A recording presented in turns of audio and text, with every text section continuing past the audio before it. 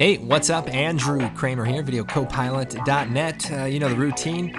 Today we've got a very exciting tutorial. We're going to be creating a cool liquidy wipe, something like this. Whoosh. Amazing. So what we've done is reused our element from our previous tutorial in a completely new way, which of course I invite you guys to do on a daily basis. Take what you've learned here and create something even better. Besides, I don't even know what I'm doing. So let's go and get started. In a previous Mortal Kombat themed tutorial, we created this energy. And I tweaked it a bit, and we're going to reuse it. And let's create a new composition. And we'll choose widescreen square pixel, and we'll choose OK. And we'll take the text tool, and we'll type video, and we'll duplicate that, Copilot.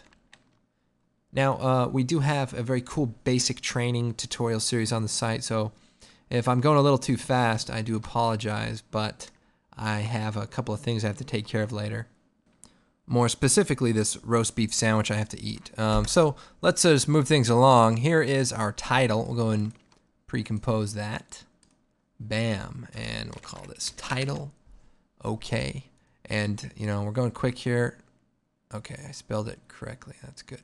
So we'll take our energy and we'll drag it out. And right now it's just sitting right in the middle. And we're going to keyframe it. Hit P.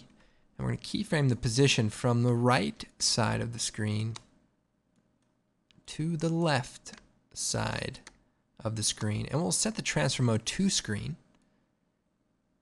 And so it kind of floats across. Now, and let's create another new solid. And we're going to colorize our graphics with this. So we'll choose OK. We'll do Effect, Generate, Ramp. And we'll set it to radial. And we'll do red and teal.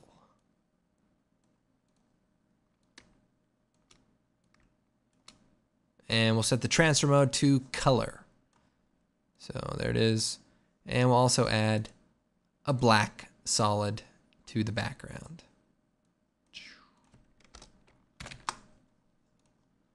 Okay.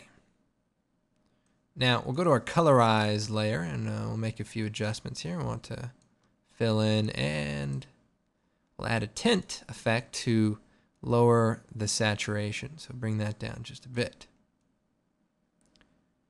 Easy enough. So what we're going to simply do is fade our title on. So we'll set a keyframe for the opacity. By the way, hit T, brings that up.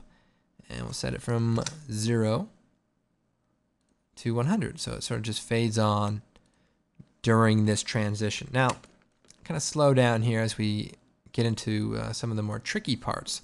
We're going to choose Effect, Distort, Turbulent, Displace. Now, it's probably a little off screen, but this is the plugin we want to use. And what it does is allows you to add some kind of wild, liquidy randomness. So we'll set it to twist, and that way it looks a little bit more like water.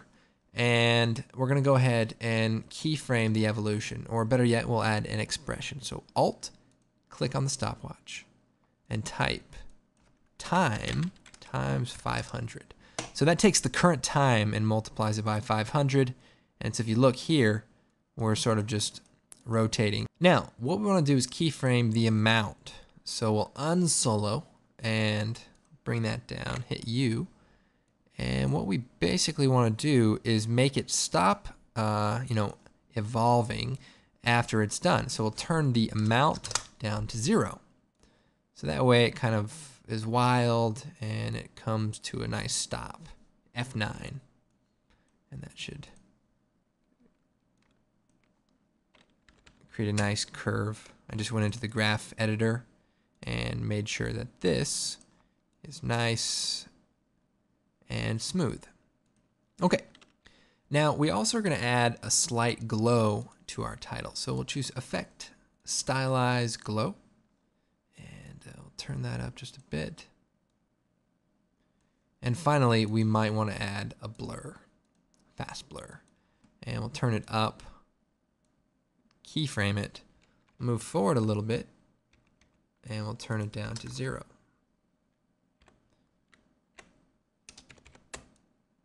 And that way the blurriness keyframes on, and our animation blends very nice. And the last thing I did was I just added a texture image into the background, so you can just use any kind of texture image, stick it in the background, and that should look pretty cool. We might even center our title so it doesn't look horrible. Now, if you go to the old blog at videocopilot.net and do a search for energy, and there's a couple of blog posts I made a while back that kind of use some similar techniques, and you can download the project file. And I did get a few questions about creating this sort of orb-like thing, and real quick, I just kind of show you an interesting way to do that. And basically, you want to make a solid. We'll make it, like orange, and then we just add a ellipse mask, and hit the mask and duplicate the mask, and then set it to subtract. Then hit MM and feather it. So that creates a nice circle, and then we can add an adjustment layer. And we'll choose Distort Bulge. And this is kind of a cool way to add sort of like a distortion as if it was looking through some sort of lens.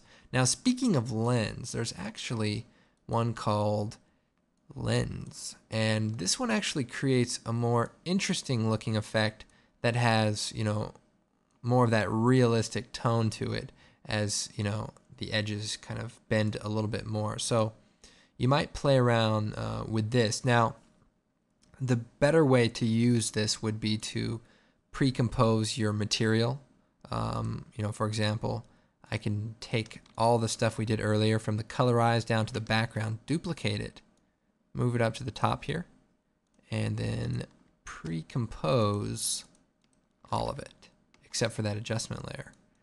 And then take our adjustment layer and copy the lens effect, delete the adjustment layer, and paste it to that pre-comp.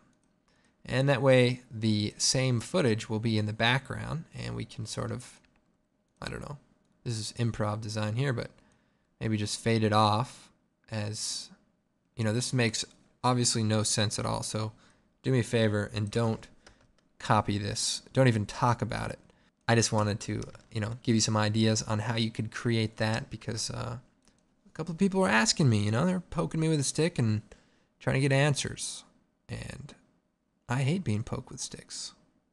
Okay, well, I think that's just about the end of this tutorial. And I can maybe add some other cool stuff. Better not. Anyway, my name is Andrew Kramer, and this is videocopilot.net. We'll see you next time. What is this? An orb? Come on. You can do better than that. You're better than that. You're better than that. Maybe 2 orbs.